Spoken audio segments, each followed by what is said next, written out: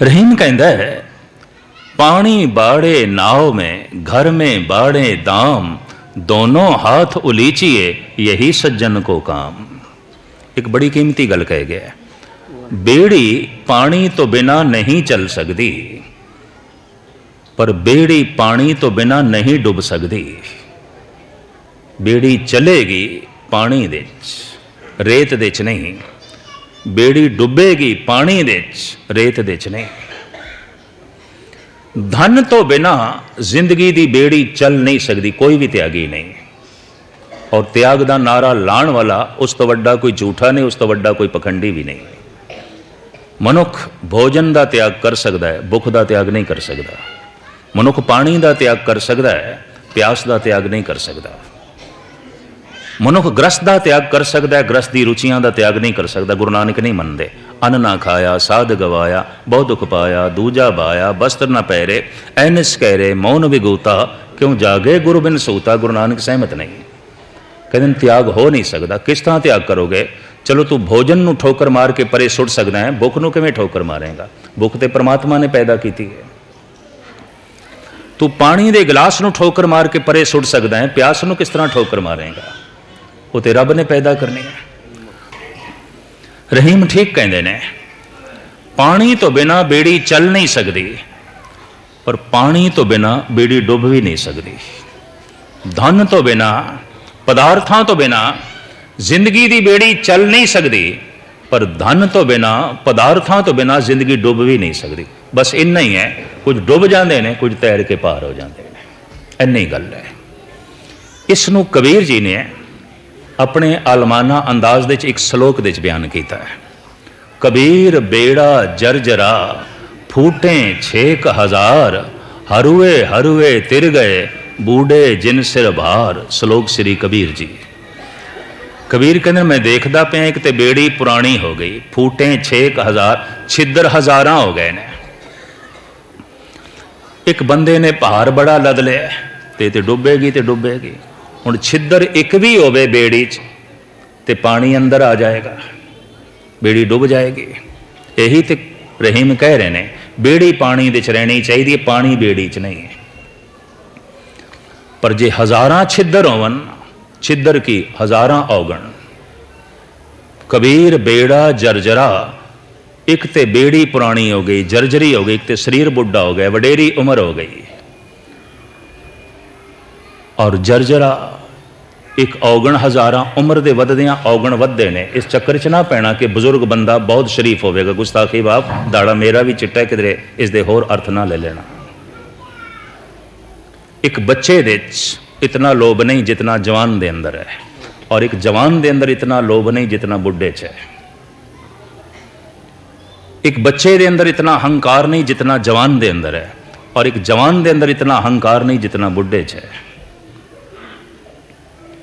एक बच्चे दे अंदर इतना मोह नहीं है, वासना नहीं है जितनी जवान दे च है, और एक जवान दे अंदर इतना मोह ते वासना नहीं जितनी बुढ़े च है। उम्र दे वधदियां ये वासनावां वधदियां, उम्र दे वधदियां लोभ वधदा है। बल्कि धार्मिक दार्शनिक तो यह कहते हैं, किस मनुख का लोभ कितना ज्यादा, कहते उसकी उम्र वेख लो कितनी कि ज्यादा है, उन्ना लोभी होगा, उतना ही कामनावां दे ग्रसिया होया होगा। रेशे सफेद शेख में है जुल्मत फरेब, इस मकर चांदनी पे ना करना गुमाने सुबह। उस्ताद ज़ौक। किधर चिट्टी दाढ़ी वेख के भुलेखे च ना पै जाए। हाफिज भी कहते हैं, तस्बी बदस्ते जाहद, चश्मे ब माले मरदम, ई काफिरे मुसलमा, दी दम न दी दबूदम। एक होर गल बड़ी कीमती कह देती है, सीमी बरी तू जाना, दिल हम चु संग खारा, दरसीम संग पिनहा, दी दम न दी दबूदम। सीमी कहते चांदी नूं, संग कहते पत्थरां नूं, पहाड़। कहता पत्थरां दे चों मैं चांदी निकलदी वेखी सी, चांदी चिट्टी दुध वर्गी। कहता पहाड़ां चों निकलदी मैं देखी सी, पत्थरां चों निकलदी मैं देखी सी, पर मैं तो देख के हैरान पे होना, चांदी दे चों पत्थर पिया निकलदा है। चिट्टा दाड़ा, चिट्टे कपड़े, चिट्टा चेहरा, सूफानिया रंगत, हिरदा कठोर पत्थर। ਉਮਰ ਦੇ ਵੱਧਦਿਆਂ ਹਿਰਦਾ ਸਖਤ ਹੋ ਜਾਂਦਾ ਹੈ, ਉਮਰ ਦੇ ਵੱਧਦਿਆਂ ਲੋਭ ਵੱਧ ਜਾਂਦਾ ਹੈ, ਉਮਰ ਦੇ ਵੱਧਦਿਆਂ ਵਾਸ਼ਨਾ ਵੱਧ ਜਾਂਦੀ ਹੈ, ਉਮਰ ਦੇ ਵੱਧਦਿਆਂ ਹੰਕਾਰ ਵੱਧ ਜਾਂਦਾ ਹੈ। ਕਮਰ ਭਾਵੇਂ ਝੁਕ ਜਾਂਦੀ ਹੈ, ਹੰਕਾਰ ਐਨ ਸਿੱਧਾ ਸ਼ਿਖਰ ਤੇ ਖੜਾ ਹੋ ਜਾਂਦਾ ਹੈ। ਤੋ ਇੱਕ ਬੇੜੀ ਪੁਰਾਣੀ ਕਬੀਰ ਕਹਿੰਦੇ ਨੇ, ਇੱਕ ਛਿੱਦਰ ਹਜ਼ਾਰਾਂ। ਇੱਕ ਭਾਰ ਬੜਾ ਲੱਦ ਲਿਆ। ਪਹਿਲੇ ਤੇ ਸਿਰਫ ਆਪਣੀ ਜ਼ਿੰਮੇਵਾਰੀ ਸੀ, ਹੁਣ ਪੁੱਤਰਾਂ ਦੀ, ਪੋਤਰਿਆਂ ਦੀ, ਪੜਪੋਤਰਿਆਂ ਦੀ, ਪਤਾ ਨਹੀਂ ਕਿਤਨਾ ਭਾਰ ਇਸਨੇ ਚੁੱਕ ਲਿਆ। ਹੁਣ ਤੇ ਖੇੜਾ ਚੜ੍ਹ ਤੋ ਫਲ ਜੈਸੇ ਜੈਸੇ ਪੱਕਦਾ ਹੈ ਉਹ ਦਰਖਤ ਨੂੰ ਛੋੜਦਾ ਹੈ। ਮਨੁੱਖ ਜੈਸੇ ਜੈਸੇ ਪੱਕਦਾ ਹੈ ਨਾ, ਉਤਨਾ ਹੀ ਪਕੜਦਾ ਹੈ। ਪੱਕਾ ਫਲ ਆਪਣੇ ਆਪ ਦਰਖਤ ਨੂੰ ਛੋੜ ਦਿੰਦਾ, ਡਿੱਗ ਪੈਂਦਾ, ਕਹਿੰਦਾ ਠੀਕ ਹੈ ਜਿਹੜਾ ਰਸ ਮੈਂ ਲੈਣਾ ਸੀ ਲੈ ਲਿਆ। ਪਰ ਮਨੁੱਖ ਕਿਤਨਾ ਵੀ ਰਸ ਲੈ ਲਵੇ, ਛੋੜਦਾ ਨਹੀਂ, ਜ਼ੋਰ ਨਾਲ ਪਕੜਦਾ। ਕਬੀਰ ਬੇੜਾ ਜਰਜਰਾ ਫੂਟੇ 6000 ਹਰੂਏ ਹਰੂਏ ਤਿਰ ਗਏ ਬੂਢੇ ਜਿਨ ਸਿਰ ਭਾਰ। ਕਬੀਰ ਕਹਿੰਦੇ ਜਿਹੜੀ ਬੇੜੀ ਸਾਬਤ ਸੀ, ਛਿੱਦਰ ਨਹੀਂ ਸਨ, ਤੇ ਜਿਸ ਬੇੜੀ ਤੇ ਭਾਰ ਨਹੀਂ ਸੀ ਉਹ ਤੇ ਪਾਰ ਹੋ ਗਈ। ਪਰ ਜਿਹੜੀ ਬੇੜੀ ਪੁਰਾਣੀ ਸੀ, ਛਿੱਦਰ ਹਜ਼ਾਰਾਂ ਸਨ, ਭਾਰ ਬਥੇਰਾ ਸੀ, ਤੇ ਡੁੱਬ ਗਈ। जब किश्ती साबतो सालम थी मंजिल की तमन्ना किसको थी, अब ऐसी शिकस्ता किश्ती पर मंजिल की तमन्ना कौन करे। जवान सी कदी अमृत वेले उठिया नहीं, सेवा कीती नहीं, जप तप कीता नहीं। हुण बुढ़ा शरीर ते रोगी शरीर होंदा, जब लग जरा रोग नहीं आया। बुढ़ेपा खुद एक रोगां दी खाण। हुण अमृत वेले उठना औखा, हुण जप तप करना औखा, हुण सेवा करनी औखी। जब किश्ती साबतो सालम थी मंजिल की तमन्ना किसको थी, अब ऐसी शिकस्ता किश्ती पर मंजिल की तमन्ना कौन करे। धन गुरु नानक देव जी महाराज समझाते ने, आसा माए निराश वलाए नहचो नानक करते पाए। अज भी जे तू किधरे रब की रजा नाल राजी हो जा, उसकी इच्छा नूं खिड़े मत्थे तस्लीम कर ले, तो अज भी तू कमल की तरह उपर उठ सकता है, अज भी तू मुरगाबी की तरह उपर आ सकता है। आसा माए निराश वलाए नेचो नानक करते पाए। धन गुरु नानक देव जी महाराज की अगम्मी बाणी सिद्ध गोष्ठ, ਉਹਦੇ ਜਿਹੜੇ ਪ੍ਰਸ਼ਨ ਉੱਤਰ ਸਨ ਉਹ ਮੈਂ ਤੁਛ ਬੁੱਧੀ ਅਨੁਸਾਰ ਆਪ ਜੀ ਦੇ ਸਾਹਮਣੇ ਰੱਖੇ ਨੇ। ਧੰਨ ਗੁਰੂ ਨਾਨਕ ਦੇਵ ਜੀ ਮਹਾਰਾਜ ਕਲਯੁਗ ਦੇ ਉਧਾਰਕ ਤਾਰਕ ਸਾਹਿਬ ਰਹਿਮਤ ਕਰਨ, ਸਾਨੂੰ ਜੀਵਨ ਦੀ ਜੁਗਤੀ ਦੇਣ ਕਿ ਅਸੀਂ ਸੰਸਾਰ ਦੀਆਂ ਇਹਨਾਂ ਸਮੱਸਿਆਵਾਂ ਦੀਆਂ ਲਹਿਰਾਂ ਦੇ ਵਿੱਚ ਡੁੱਬੀਏ ਨਾ। ਦੂਸਰੀ ਉਸ ਮਲਾਹ ਦੀ ਤਰ੍ਹਾਂ ਵੀ ਨਹੀਂ ਜਿਹੜਾ ਬੇੜੀ 'ਚ ਬੈਠਾ ਸੀ ਤੇ ਕਹਿੰਦਾ ਸੀ ਜਦੋਂ ਲਹਿਰਾਂ ਸ਼ਾਂਤ ਹੋਣਗੀਆਂ ਮੈਂ ਉਦੋਂ ਬੇੜੀ ਠੇਲਾਂਗਾ, ਮੈਂ ਉਦੋਂ ਚਲਾਵਾਂਗਾ। ਤੇ ਹੁਣ ਉਹਨੂੰ ਕੌਣ ਦੱਸੇ ਲਹਿਰਾਂ ਸ਼ਾਂਤ ਨਹੀਂ ਆਉਂਦੀਆਂ। ਤੂੰ ਬੇੜੀ ਚਲਾਣਾ ਸ਼ੁਰੂ ਕਰ ਦੇ, ਇਹ ਬੇੜੀ ਚਲਦੀ ਹੋਈ ਲਹਿਰਾਂ ਨੂੰ ਕੱਢ ਕੇ ਪਾਰਲੇ ਕੰਢੇ ਤੇ ਪਹੁੰਚ ਜਾਏਗੀ। ਤੂੰ ਅੰਮ੍ਰਿਤ ਵੇਲੇ ਉੱਠ ਕੇ ਜਪਣਾ ਸ਼ੁਰੂ ਕਰ ਦੇ, ਸਾਰੀਆਂ ਲਹਿਰਾਂ ਆਪਣੇ ਆਪ ਇੱਕ ਪਾਸੇ ਹੋ ਜਾਣਗੀਆਂ ਔਰ ਤੇਰੀ ਜ਼ਿੰਦਗੀ ਪਾਰਲੇ ਕੰਢੇ ਤੇ ਪਹੁੰਚ ਜਾਏਗੀ। ਇਹੋ ਸਾਗਰ ਸੋਈ ਤਰੇ ਜੋ ਹਰ ਗੁਣ ਗਾਏ, ਸਾਧ ਸੰਗਤ ਕੇ ਸੰਗ ਵਸੇ ਵੱਡ ਭਾਗੀ ਪਾਏ। ਇਸ ਤਰ੍ਹਾਂ ਦੇ ਸਾਡੇ ਵੱਡੇ ਭਾਗ ਹੋਵਨ ਤੇ ਜੀਵਨ ਦੇ ਅੰਤ ਤੋਂ ਪਹਿਲੇ ਪਹਿਲੇ ਭਵ ਸਾਗਰ ਤੋਂ ਪਾਰ ਹੋ ਕੇ ਬੇਅੰਤ ਦਾ ਮਿਲਨ ਨਸੀਬ ਕਰ ਲਈਏ। ਸਤਿਗੁਰੂ ਐਸਾ ਮਾਹੌਲ ਬਣਾਉਣ, ਐਸੀ ਬਖਸ਼ਿਸ਼ ਕਰਨ, ਇਤਨੀ ਸੇਵਾ ਪ੍ਰਵਾਨ ਕਰਨੀ। ਤੁਸੀਂ ਬਹੁਤ ਟਿਕਾਓ ਨਾਲ, ਬੜੀ ਇਕਾਗਰਤਾ ਦੇ ਨਾਲ ਧੰਨ ਗੁਰੂ ਨਾਨਕ ਦੇਵ ਜੀ ਮਹਾਰਾਜ ਦੀ ਅਗੰਮੀ ਬਾਣੀ ਸਿੱਧ ਗੋਸ਼ਟ ਦੀ ਵਿਚਾਰ ਨੂੰ ਸਰਵਣ ਕੀਤਾ। ਸਾਰਿਆਂ ਦਾ ਬਾਰ-ਬਾਰ ਔਰ ਮੁਖੀ ਸੱਜਣਾ ਦਾ ਬਾਰ-ਬਾਰ ਹਾਰਦਿਕ ਤੌਰ ਤੇ ਧੰਨਵਾਦ। ਬੋਲ ਚੁੱਕ ਦੀ ਸ਼ਮਾ, ਫਤਿਹ ਕਬੂਲ ਕਰਨੀ। ਵਾਹਿਗੁਰੂ ਜੀ ਕਾ ਖਾਲਸਾ, ਵਾਹਿਗੁਰੂ ਜੀ। ਰਹੀਮ ਕਹਿੰਦਾ ਹੈ, ਪਾਣੀ ਬਾੜੇ ਨਾव में घर में बाड़े दाम, दोनों हाथ उलीचिए यही सज्जन को काम। एक बड़ी कीमती गल कह गया, बेड़ी पानी तो बिना नहीं चल सकती, पर बेड़ी पानी तो बिना नहीं डुब सकती। बेड़ी चलेगी पानी दे रेत दे च नहीं, बेड़ी डुबेगी पानी दे रेत दे च नहीं। धन तो बिना जिंदगी दी बेड़ी चल नहीं सकती, कोई भी त्यागी नहीं। और त्याग का नारा लाण वाला उस तो वड्डा कोई झूठा नहीं, उस तो वड्डा कोई पखंडी भी नहीं। मनुख भोजन का त्याग कर सकता है, भुख का त्याग नहीं कर सकता। मनुख पानी का त्याग कर सकता है, प्यास का त्याग नहीं कर सकता। मनुख ग्रस्त का त्याग कर सकता है, ग्रस्त की रुचियां का त्याग नहीं कर सकता। गुरु नानक नहीं मनते। अन्न ना खाया, साध गवाया, बहुत दुख पाया, दूजा बाया, वस्त्र न पैरे, ऐनस कहरे, मौन विगूता, क्यों जागे गुरु बिन सूता, गुरु नानक सहमत नहीं। कहते त्याग हो नहीं सकता। किस तरह त्याग करोगे? चलो तू भोजन नूं ठोकर मार के परे सुट सकदा है, भुख नूं किवें ठोकर मारेगा? भुख ते परमात्मा ने पैदा की है। तू पानी दे गिलास नूं ठोकर मार के परे सुट सकदा है, प्यास नूं किस तरह ठोकर मारेगा? वो ते रब ने पैदा करनी है। रहीम ठीक कहते ने, पानी तो बिना बेड़ी चल नहीं सकती, पर पानी तो बिना बेड़ी डुब भी नहीं सकती। धन तो बिना, पदार्थां तो बिना जिंदगी दी बेड़ी चल नहीं सकती, पर धन तो बिना, पदार्थां तो बिना जिंदगी डुब भी नहीं सकती। बस इन्ना ही है, कुछ डुब जाते हैं, कुछ तैर के पार हो जाते हैं। इन्नी गल है। इसनूं कबीर जी ने अपने आलमाना अंदाज दे एक श्लोक दे बयान किया है। कबीर बेड़ा जर्जरा फूटे 6,000, हरुए हरुए तिर गए बूढ़े जिन सिर भार। श्लोक श्री कबीर जी। कबीर कहते मैं देखता पे एक तो बेड़ी पुरानी हो गई, फूटे 6,000, छिद्र हजारां हो गए ने। एक बंदे ने भार बड़ा लद लिया ते डुबेगी ते डुबेगी। हुण छिद्र एक भी होवे बेड़ी च ते पानी अंदर आ जाएगा, बेड़ी डुब जाएगी। यही तो रहीम कह रहे ने, बेड़ी पानी दे च रहनी चाहिए, पानी बेड़ी च नहीं है।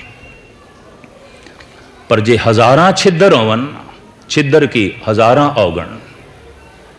कबीर बेड़ा जर्जरा, एक ते बेड़ी पुरानी हो गई, जर्जरी हो गई, एक ते शरीर बुढ़ा हो गया, वडेरी उम्र हो गई। और जर्जरा एक औगण हजारां, उम्र दे वधदियां औगण वधदे ने। इस चक्कर च ना पैना कि बजुर्ग बंदा बहुत शरीफ होवेगा, गुस्ताखी बाप दाड़ा मेरा भी चिट्टा, किधरे इसके होर अर्थ ना ले लेना। एक बच्चे दे इतना लोभ नहीं जितना जवान दे अंदर है, और एक जवान दे अंदर इतना लोभ नहीं जितना बुढ़े च है। एक बच्चे दे अंदर इतना अहंकार नहीं जितना जवान दे अंदर है, और एक जवान दे अंदर इतना अहंकार नहीं जितना बुढ़े च है। एक बच्चे दे अंदर इतना मोह नहीं है, वासना नहीं है जितनी जवान दे च है, और एक जवान दे अंदर इतना मोह ते वासना नहीं जितनी बुढ़े च है। उम्र दे वधदियां ये वासनावां वधदियां, उम्र दे वधदियां लोभ वधदा है। बल्कि धार्मिक दार्शनिक ते ये कहंदे ने किस मनुख दा लोभ कितना ज्यादा, कहंदे उहदी उम्र वेख लो कितनी ज्यादा है, उन्ना लोभी होवेगा, उतना ही कामनावां दे ग्रसिया होया होवेगा। रेशे सफेद शेख में है जुल्मते फरेब, इस मकर चांदनी पे ना करना गुमाने सुबह। उस्ताद ज़ौक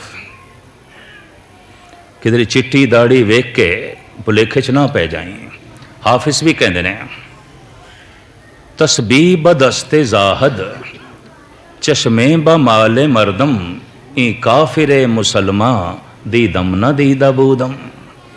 एक होर गल बड़ी कीमती कह देती है, सीमी बरी तू जाना दिल हम चो संग खारा, दर सीम संग पिनहा दी दम न दी दबूदम। सीमी कहते चांदी नूं, संग कहते पत्थरां नूं पहाड़।